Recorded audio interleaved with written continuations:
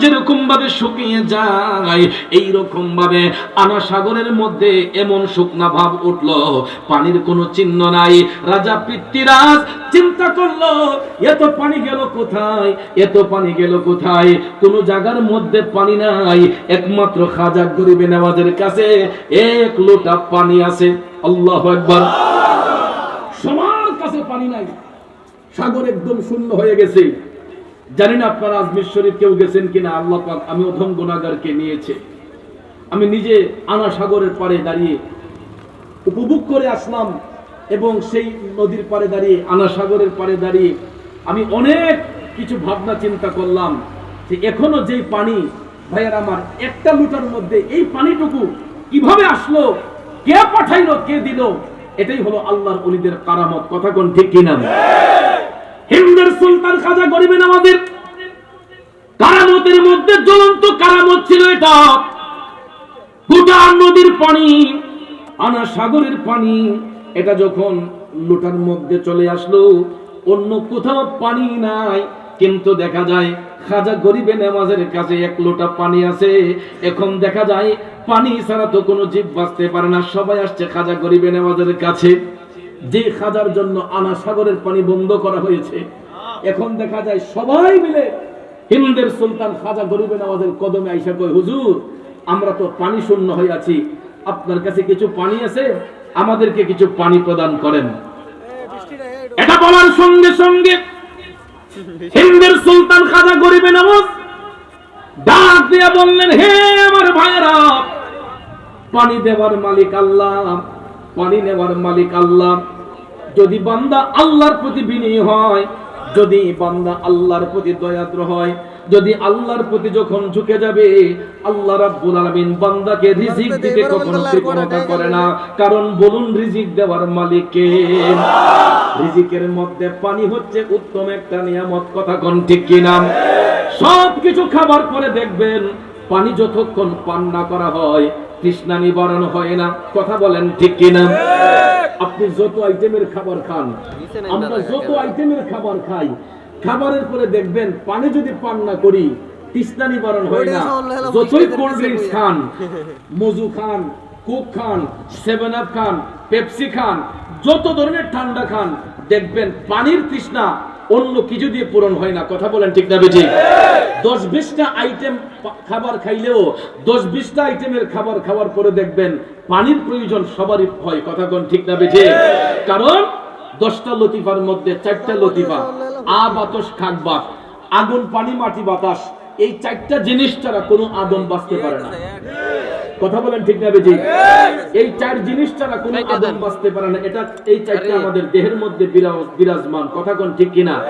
আগুন, পানি, মাটি, বাতাস, এই 4টা জিনিস ছাড়া কোনো আদম বাঁচতে পারে না। তাহলে বলুন, পানি ছাড়া কি কোনো মানুষ বাঁচতে পারে?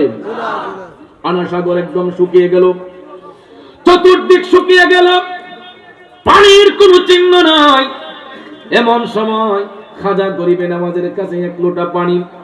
দেখা যায় হিন্দু রাজা প্রজা যারা ছিল, সবাই হিন্দের সুলতান খাজা বাবার কদমে আইসা কয়, হুজুর পানির জন্য আমরা সবাই হাহাকার করতেছি, আপনার কাছে তো কিছু পানি আছে, আমাদেরকে প্রদান করেন।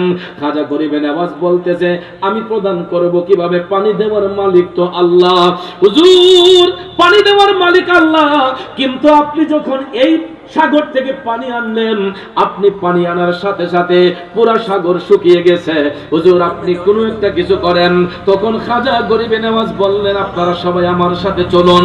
তখন এই লোটার পানিটা নিয়ে খাজা গরিবে নওয়াজ আনা সাগরের পাড়ে গিয়া ওই সাগরের মধ্যে যখন এই লোটার পানিটা যখন ঢাইলা দিলেন, এক লোটা পানি ঢালতে দেরি হয়েছে, আবার আনা সাগর পানিতে ভরপুর হতে দেরি করে নাই।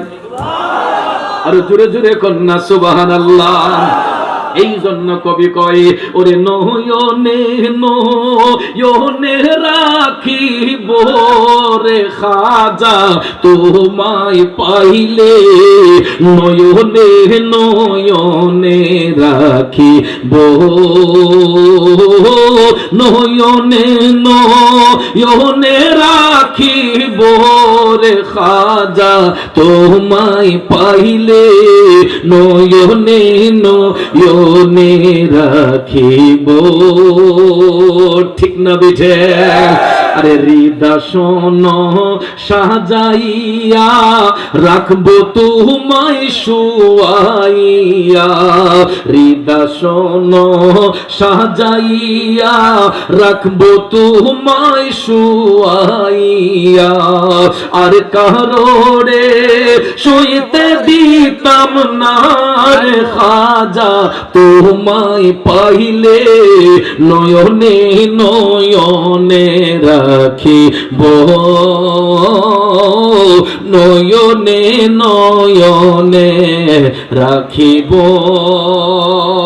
খারাপ লাগতেছে ভাইয়েরা, এ নবীর প্রেমিকেরা, ও সুন্নিয়তের আশিকরা, গভীর মনোযোগ।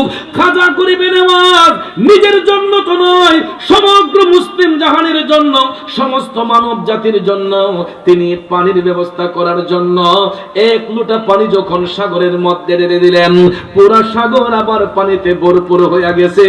এটাই হলো আল্লাহর ওলিদের কাজ। ঠিক না ঠিক? কিন্তু বর্তমানে আল্লাহর রহমত আমাদের থেকে উঠে যাচ্ছে। কেন? আমাদের রিজিক কমে যাচ্ছে, হায়াত কমে যাচ্ছে। আমি আমার জ্ঞান খাটিয়ে দেখেছি, এটার একটাই কারণ, আমরা ওলি আল্লাহর বিরুদ্ধে কথা বলি। মাইকটা হাতে পাইলেই আমাদের মতো কিছু মোল্লা মুন্সি আছে, আর কোনো ওয়াজ পারে না, শুধু কবর পূজারি, মাজার পূজারি, বেদাতি। এই তিনটা বক্তব্য ছাড়া অন্য কোনো বক্তব্য তাদের মুখে আসে না। কথা কোন ঠিক কিনা? ভাইরা আমার, একটা কথা ভুলে যাবেন না, এই দেশে ইসলাম প্রসারিত হয়েছে আল্লাহর ওলিদের মাধ্যমে। বাবা শাহজালাল বাংলার জমিনে আসছেন, এটাও আল্লাহর হাবিব ইশারা করেছেন। হিন্দের সুলতান খাজা গরিবে নওয়াজের সঙ্গে সাক্ষাৎ হওয়ার পরে খাজা গরিবে নওয়াজ বাবা শাহজালালকে শ্রীহট্ট অভিমুখে পাঠিয়েছেন। আজকে যদি বাবা শাহজালাল না আসতেন, এই আওলাদ রাসূল আমরা পাইতাম না। বাংলার জমিনে যদি বাবা শাহজালাল না আসতেন, এই জমিনের মধ্যে আওলাদ রাসূলের আগমন হইত না, নবী বংশের আওলাদ আমরা পাইতাম না। একমাত্র বাবা শাহজালাল মুজাররদি আমল রাহমাতুল্লাহ আলাইহি ইসলামের মশাল বাহিনী নিয়ে, ইসলামের মশাল নিয়ে, ইসলামের বিশাল বাহিনী নিয়ে এই মশাল উড়িয়ে যখন তিনি আস্তে আস্তে আসলেন, তখন বাবা শাহজালাল মুজাররদি আমল রাহমাতুল্লাহ